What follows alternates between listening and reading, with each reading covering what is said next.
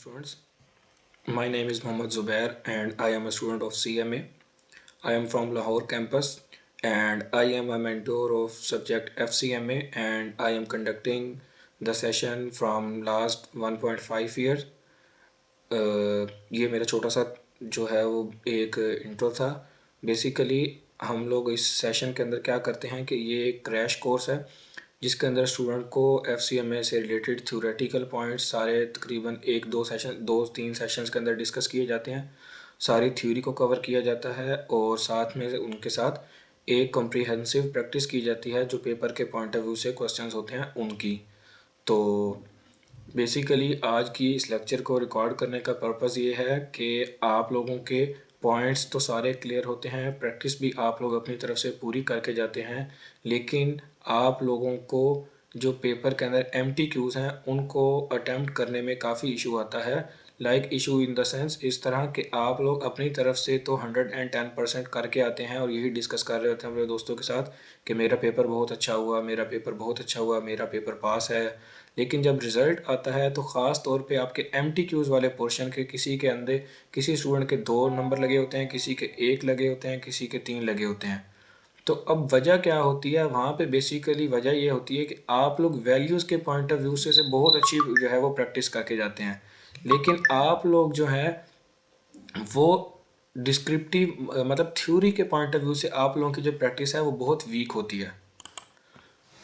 Theory के point of view से practice week होने का क्या मतलब है? उसकी वजह यह है कि आप लोगों के थ्योरी के कॉन्सेप्ट्स जो हैं वो इतने स्ट्रॉन्ग नहीं होते कि आप लोग आइडेंटिफाई कर पाएँ कि हमने कौन सी एंट्री चूज़ करनी है और उसकी नरेशन क्या होनी चाहिए।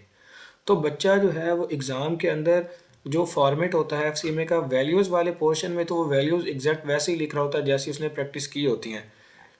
लेकिन क्योंकि ये अब हमारा कंप्यूटर बेस्ड एग्ज़ाम होता है तो यहाँ पे आप लोग मिस्टेक क्या करते हैं कि आप लोग उसको कंप्यूटर के पॉइंट ऑफ व्यू से जज नहीं कर पाते, आप लोग उसको कंप्यूटर के पॉइंट ऑफ व्यू से टैकल नहीं कर पा रहे होते। आप लोग क्योंकि रजिस्टर पर प्रैक्टिस करके जाते हैं, मॉक भी आप लोग इतना ख़ास नहीं प्रिपेयर करते, तो इस वजह से पेपर में क्योंकि जो कंप्यूटराइज एंट्री होती है डेटाबेस की वो थोड़ी सी डिफरेंट होती है और आपकी रजिस्टर वाली एंट्री डिफरेंट होती है। तो बच्चा वहाँ पे जाके कह रहा होता है कि मेरे पास वो एंट्री नहीं थी जो मैंने प्रैक्टिस की थी, यहाँ पे सारी एंट्रीज ही चाहिए थी। तो एक आधा वर्ड या कोई उसके साथ उससे मिलता जुलता वर्ड अगर आ जाए तो इसका मतलब ये नहीं होता कि एंट्री ही नहीं है। इसका मतलब ये है कि आपको पता नहीं चलता कि एक वर्ड चेंज होने से मतलब चेंज हुआ नहीं है, कॉन्सेप्ट भी सारा वही है, बस उसका नाम आप जैसे कहते हैं ना कि कान को दाएं तरफ से पकड़ लें या बाएं तरफ से, एक ही बात होती है। तो आप लोगों को इसलिए मैं बार बार उसके अंदर सेशंस के अंदर भी कहता हूँ कि प्लीज़ अपनी जो थ्योरी के ऊपर ग्रिप है वो स्ट्रॉन्ग करें। जितनी थ्योरी पे ग्रिप स्ट्रॉन्ग है उतना पेपर को पास करने के चांसेस ज़्यादा होते हैं। तो बेसिकली फिर आज मैंने ये आप लोग काफ़ी मतलब टाइम से ये रिक्वेस्ट कर रहे थे कि आप हमें एक पोर्टल के ऊपर वो वीडियो जो है वो रिकॉर्डेड लेक्चर रिकॉर्ड करके दे रहे हैं ताकि हमें उससे हेल्प आउट हो सके। ख़ास तौर पे आप लोगों को CPR के क्वेश्चन के अंदर बहुत इशू आता है। आप लोग कहते हैं CPR का क्वेश्चन हमसे सॉल्व ही नहीं हो पा रहा।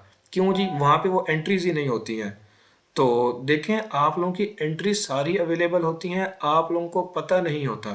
ठीक है, तो अब हम आज की इस वीडियो में क्या करेंगे कि हम लोग अपनी जो मैं एक आप लोगों को CPR का क्वेश्चन सॉल्व करके दिखाऊंगा और दिखाऊंगा कि मेरे 10 आउट ऑफ 10 मार्क्स आएंगे लेकिन आप लोगों के नहीं आ रहे होते। उसकी क्या वजह है, आप लोग क्या मिस्टेक करते हैं, क्या क्या चीज़ें आप लोगों को वहाँ पे जो है वो मद्देनज़र रखनी होती हैं कि हमने ये मिस्टेक नहीं करनी, ये नहीं करनी, अच्छा हमने ये वाली एंट्री ऐसे चूज़ करनी है।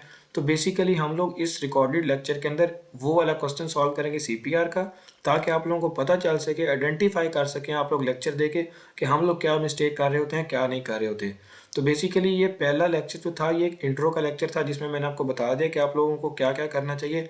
नेक्स्ट जो इंशाल्लाह लेक्चर आएगा उसके अंदर मैं CPR सॉल्व करूंगा और आप लोगों को दिखाऊंगा कि आप लोगों ने कौन कौन सी मिस्टेक की होती हैं। तो इस वीडियो में और इस लेक्चर में आज के लिए इतना ही काफ़ी था। तो wish you best of luck, take care and अल्लाह हाफिज़।